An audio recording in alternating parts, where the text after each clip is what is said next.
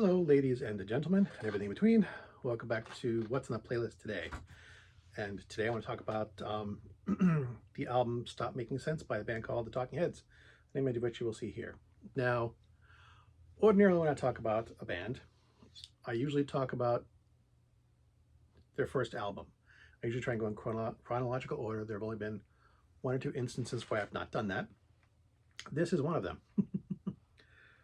Stop Making Sense is the Talking Heads' seventh album and their second live album. And instead of providing history of the band, I'm just going to talk about the album itself. This was recorded on tour, their 1983 tour, and it was also a film. It was a concert film, which when I heard about it, I thought, that's the stupidest thing I've ever heard of. Why would you watch a film of a concert when you didn't see the concert? It's just, it didn't make any sense to me. And it didn't for a long time. And then I was in Portland, Maine, and it was showing at the Nickelodeon Theater in downtown Portland. And I think they were doing like a cheap $2 movie ticket night or something. I don't even know why I went. Just like, I had nothing else to do.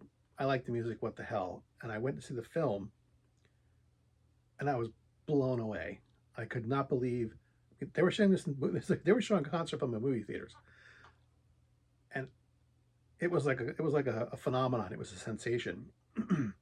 These days, we would have said it went viral, but it was one of those things that like just caught on, and a lot of it was because of the performance.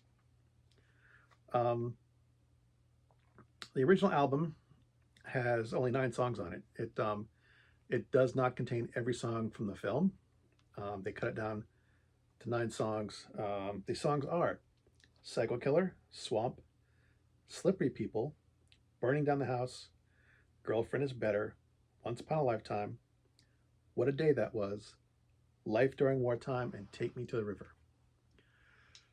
And these were all songs that had gotten radio play for the most part. Talking Heads had kind of worked their way up to being a fairly popular band by this point. Like I think Burning Down the House was like their big smash, that breakout song, which is the 4th song on the thing. And the others had all gotten, and Psycho Killer 2 was a not a smash hit, but it had come out before. It was decent. People liked it. So all these songs had gotten some radio play. And then the film and the album came out, and it just kind of took music world by storm a bit. And I'm going to go back and forth between the film and the album a bit because I kind of need to. The vinyl album itself had a limited edition press release where there was a wraparound jacket on the vinyl on the outside of the cardboard cover that contained like a picture book of stuff from the from the concert and from the film. And the CD version has that same picture book stuff in here. You've got, a nice little picture book, concert pictures, little quote and blurbs in the bottom of them. A little fold out thing with a montage of images. You don't get this stuff when you download your music on Spotify. When you listen to music on Spotify. This is one of the gems of physical media, and one of the reasons that I enjoy it so much. They did re-release this on a special edition CD format with more songs. They've done it a couple times. I think the most recent one had like 16 different songs on it.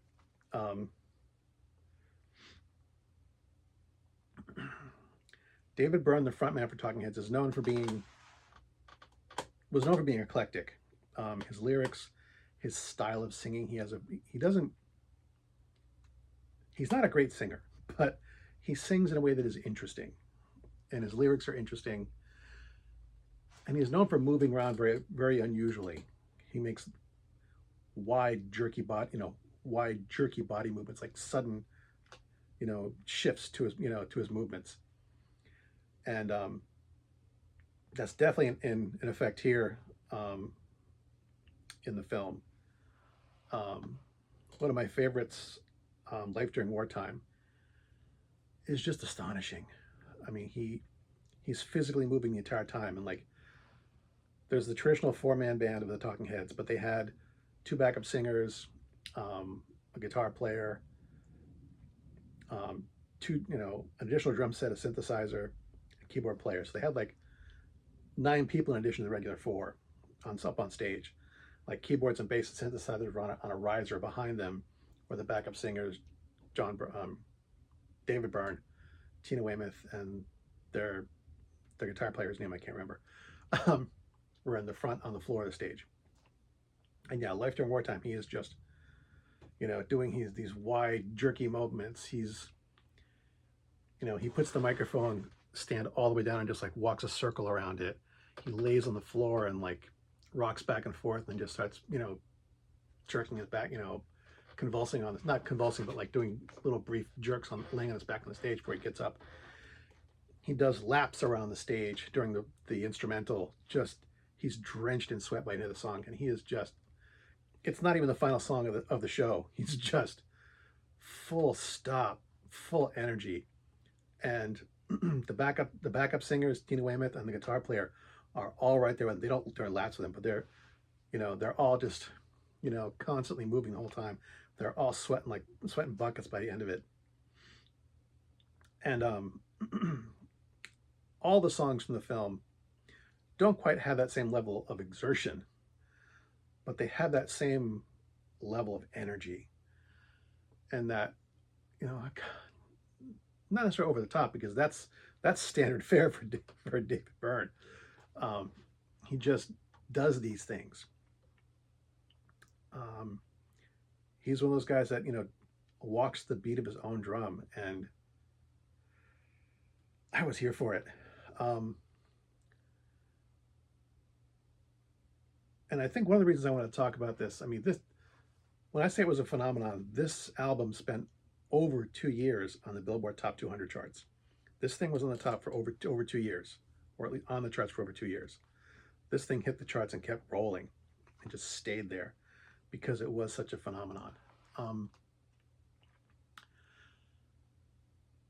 With live music, the best live albums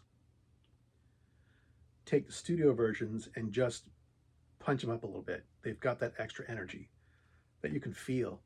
Good bands do that.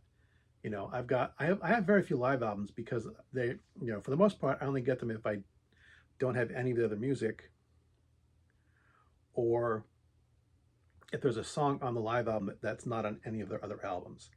That's why I bought Indigo Girls, 2000 Curfews. I have the Eagles live because I don't have any of their other albums. I bought that because that's the one album that my parents had, so it was kind of like a history thing. I knew the songs and didn't feel like buying their whole collection. I just bought the one that I knew about. I bought Aerosmith's Live 1 and Aerosmith Live and Aerosmith Live 2 because I didn't have a lot of their records, and that was just a good way to get the greatest hits out of the band without spending a ton of money on vinyl or CDs. So it's, I buy live albums for a specific reason. And it's very rare that I buy an album of live music that doesn't have anything unique on the tracks. This is the sole exception to that.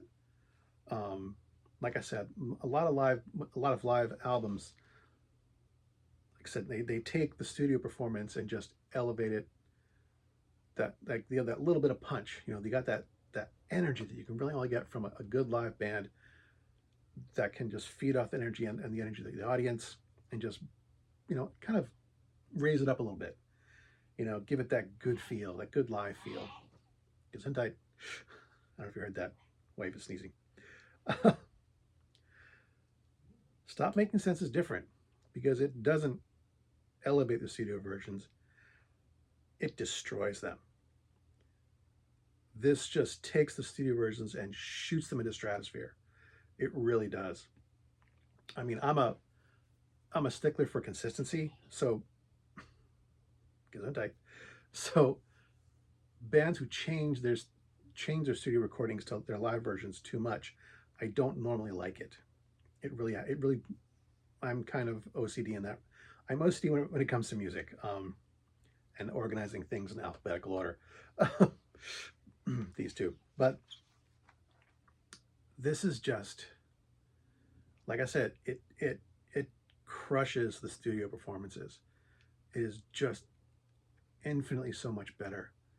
Infinitely may be too strong a word to use, but this is really the only live album, like I said, that I have that's I would rather play this than anything in the other, any of the studio versions, hands down. Um, and I like this is, I'm repeating myself, I'm rambling. This is the only album I have where I really feel that way about.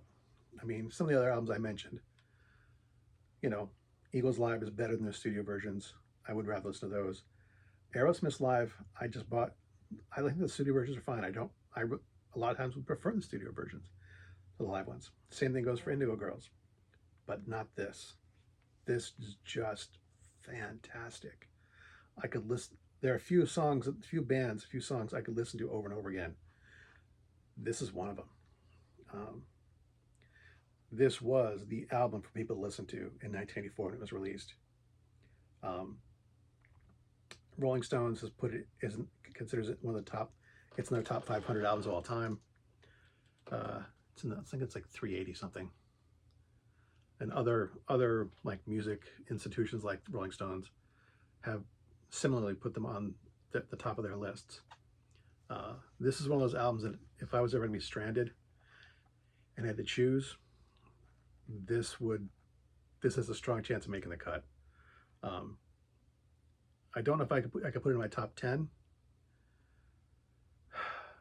Definitely my top 50. I'd have to really sort through my collection to try and do that. But yeah, this is pretty high on my list. I'm pretty sure I'd make it higher than top 50, but I don't know where. I don't know what number I could give it. That might be an interesting challenge for me one day. Anyway, that's all I have to say about Stop Making Sense by the Talking Heads. I could ramble on and repeat myself endlessly if you let me. And it's my channel. I could if I wanted to. As always, thanks for watching. As always, my stuff is crap. And until next time, good hunting.